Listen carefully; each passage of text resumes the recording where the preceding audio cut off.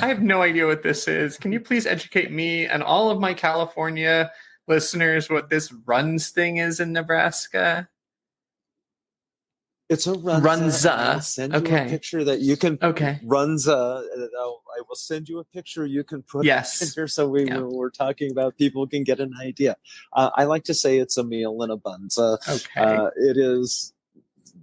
It's basically what I had when I was a kid, called kraut burgers, or beanstalks, or it's a cabbage and meat inside of a bread, and it's only. So is it like it's like a white person empanada? Kind of, yeah. Except it's bread. It's really good, soft, and it's incredible how they make it. They also have chili and cinnamon rolls, which is another Nebraska thing. But anyway, when Governor Walz came to Omaha, he was talking about, I bet J.D. Vance doesn't know what a Runza is. He probably calls it a Hot Pocket. And suddenly everybody wants to know about Runzas. The Nebraskan Hot Pocket. I like that. It is not a Hot Pocket. It is a Runza. And they have a combination of French fries and onion rings. They call rings, and so it's just it is a chain of restaurants that is basically only in Nebraska. I think there may be one in Kansas or Iowa, and there was, last time I was in Colorado, one in Loveland, Colorado, but that's it. Otherwise, it's strictly Nebraska. Will you bring me one home? The next time you're in Nebraska, the next time you're coming back to California, I can meet up with you. I think what I'm going to do, and I think I can bring it on a plane, is get like a dozen frozen Runzas and bring them back so that I can share them with people. I also make them, by the way. We could do that as well.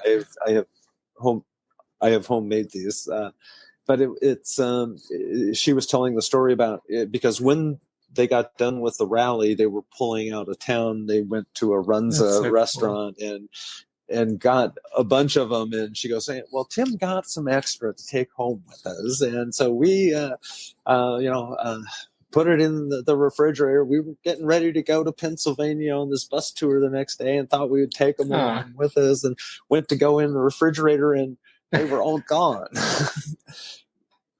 And so she goes, seems like our son found them, and goes like, these are really good, and just ate all of them. How old's their son? Oh yeah, 17. Oh yeah, 18. That'll do it. That's for sure. Those teenagers clean out a pantry, don't I know it? Okay, so we've got but day 2 is going to be exciting. We're going to do this again tomorrow. And then any closing thoughts for today? Just in the morning we have caucuses and stuff, and so this morning's starting at noon was the LGBTQ plus caucus, which was Governor Walz came and addressed us, and there were a lot of inspirational speakers talking about the importance of it. The advocates for trans equality were there and did a presentation on the voting power of trans and queer communities. One of my favorite organizations. I did it. It is too. And for those people who don't know, it is a combination of 2 organizations that were fighting for trans-related rights: the Transgender Legal Defense and Education Fund, which was headquartered out of New York City. They do a lot of legal work, and I'm actually on a brief of theirs that they're preparing right now to submit to the Supreme Court on the case out of Tennessee, Scrimeti, involving gender-affirming care. And then the other was, the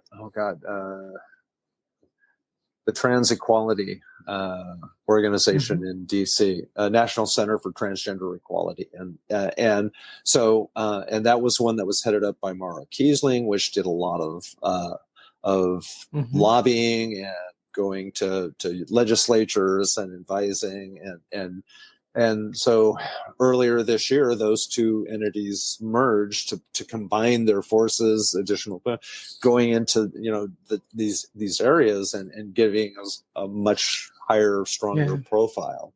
And so the executive director, Rigo, was there, and I spoke with him a little bit afterwards. And you and I may get to have an opportunity to have a talk with him on a show where we go into why this is important and what's been going on in relationship to that. So those are the things that we do in the morning.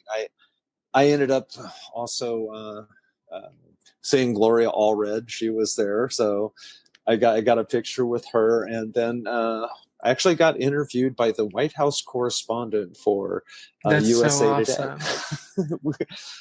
We were just standing outside, and it was me and Mike Marichuk, who is the chair of the Stonewall Caucus for Nebraska. I'm the vice chair. So we were sitting there talking, and I think we were talking with the Texas Stonewall Democrat vice chair, and he comes up, and it was can I ask you a couple of, and Mike goes, well, who are you with? He goes, USA Today.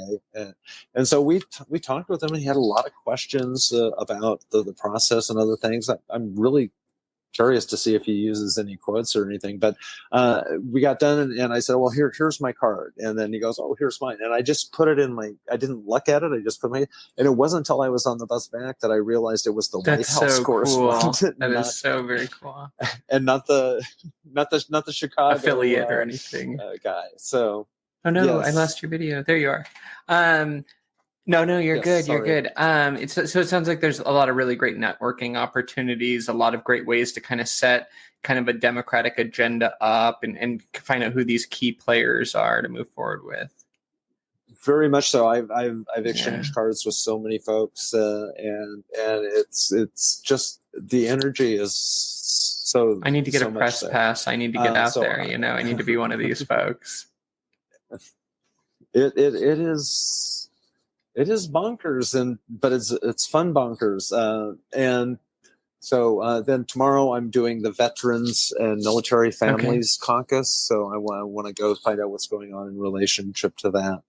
And then Wednesday is another LGBTQ caucus where we have a plan at the beginning of it to give out an award and then have the group picture of all the trans and non-binary delegates. So we have we have a family picture. You better send that over so that I can post that and get that up for everybody to see.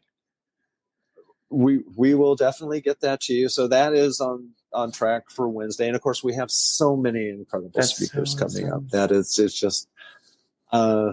And then later in the week, I pitch CBS a television series. So an exciting week. This is an incredible week for me. Yeah, and thank you so much for sharing it with everybody and myself as well too, and keeping me in the loop. It's been a lot of fun seeing behind the scenes. That's for sure.